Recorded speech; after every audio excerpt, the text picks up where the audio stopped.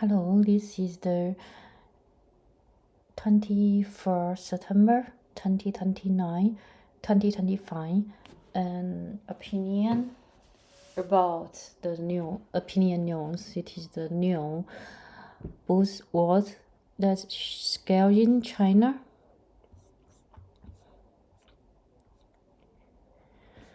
Competition in China is often far more cutthroat than in the United States. America has a handful of car makers. China has more than 100 electric vehicle makers struggling for market share.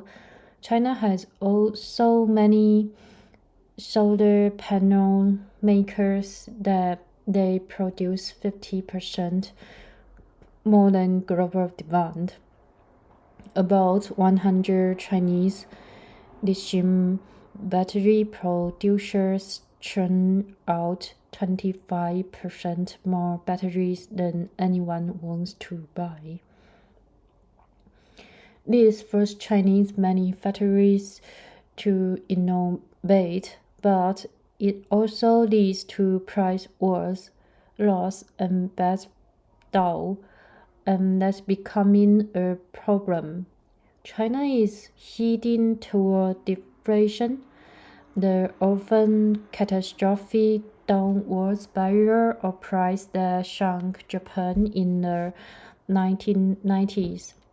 Its leaders are blaming a culprit they called involution, 那叫 in Mandarin, a term 内卷 in Mandarin, a term that has come to mean reckless domestic competition.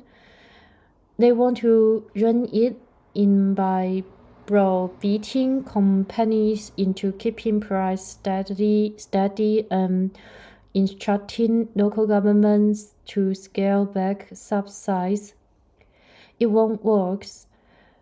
At best, those are temporary fix for China's more fundamental problem. Its economy relies so heavily on investment for growth rather than consumer spending that it produces enormous surplus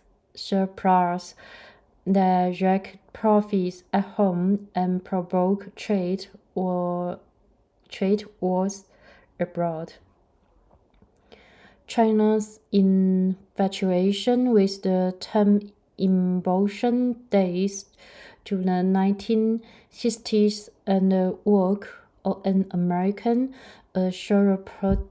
sociologist, Cliff Giff, who argued that Indonesia wasn't able to feed itself because population growth had outpaced improvements in agricultural productivity. Greece used involution and anthropological terms for a culture that fails to adapt and grow to describe this doom loop. His analysis resulted in a China that at the time was struggling to feed its own people, the world's largest population. The term gained traction in China during the pandemic when young people used evolution to describe the pressure they felt to get ahead in a stagnant economy. In the 2020, a video went viral of a Tsinghua University student petting his bike at night while working on a laptop propped on his handlebars. Posts related to involution were viewed more than 1 billion times by the following year. Initially, older Chinese commentators dismissed this notion of involution, calling it a symptom Western capitalism. Then in 2024, Chinese manufacturers gas jet ink and exported goods they couldn't sell at home at price so low that American and European erected tariffs to bar them. The problem, Chinese officials argue, wasn't the Chinese economy system. The problem was danger or involuted domestic competition. In July 2024, the ruling Politburo for the first time identified fighting involution as a priority. 5 months later, a government Communist Party economy conference pledged to comprehensively address involution competition. This framing matters to Beijing, which has been criticized by the United States and Europe as exporting its manufacturing surplus at price and bankrupt Western competition by repacking its efforts at fighting involution rather than as capacity. Beijing can argue it isn't caving into Western pressure, which a Chinese embassy spokesman described as naked economy, calling Kong and bullion.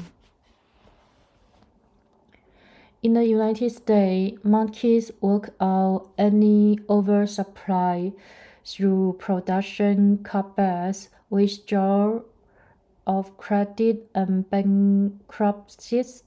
China relies instead on government and party control. Turning to their old handbook, regulators have called in car makers, bankers, common producers, and e-commerce platforms, among others, to warn against excessive price cutting. Officials are planning to create a polysilicon cartel to try to ease solar power price wars and are revising price regulation to guard against what the state-owned global times called red rice style competition. Beijing is also signing to local government officers. They shouldn't throw lifelines to money-losing local firms, a major shift in a long-standing economy policy on which many political careers have been built. These kinds of interventions are almost always short-lived.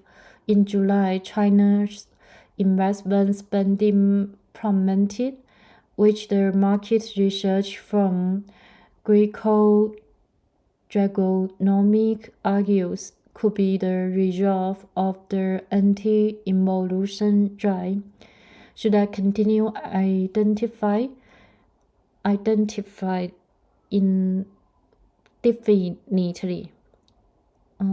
Should I continue indefinitely? The economy would crater. The government would surely ease off before then.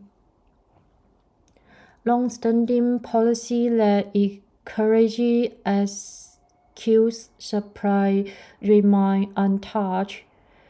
Local officials are still measured by how well the economy grows and how questions their citizens remain. That, in turn, means keeping local companies afloat to ensure the steady availability of jobs and tax revenue. About a decade ago, Beijing opened a similar campaign to reduce the vast oversupply of steel. Steel mills made a big show of taking furnace out of production, sometimes blowing them up for TV news. The meals children were often obsolete, and local governments continue to subsidize construction of more modern facilities. Steel production rose as did U.S. tariff to curb steel imports. What China needs, more than political campaigns, is more domestic spending, which in turn would gobble up more of the excess supply. Western officials and some Chinese economists have made this recommendation for years, but China has resisted. Private consumption accounts for about 40% of China's gross domestic product, compared to about 69% in the United States and 53% in manufacturing-heavy Germany. That's in part because Chinese households save heavily to compensate for a skimpy social safety net. There is no shortage of suggestions on how to stimulate Chinese consumer spending, ranging from income tax cuts to increasing pensions and health care coverage to selling off locally owned companies and awarding shares to every person in the province. So far, there have been only modest additions to the safety net, and Beijing is wary of reducing the state's control over the economy and handing it instead to consumers. There is little reason to think this will change. China is likely to try models through its anti-involution campaign, hoping that importers, even the tariff-heavy United States, will swallow its excess goods.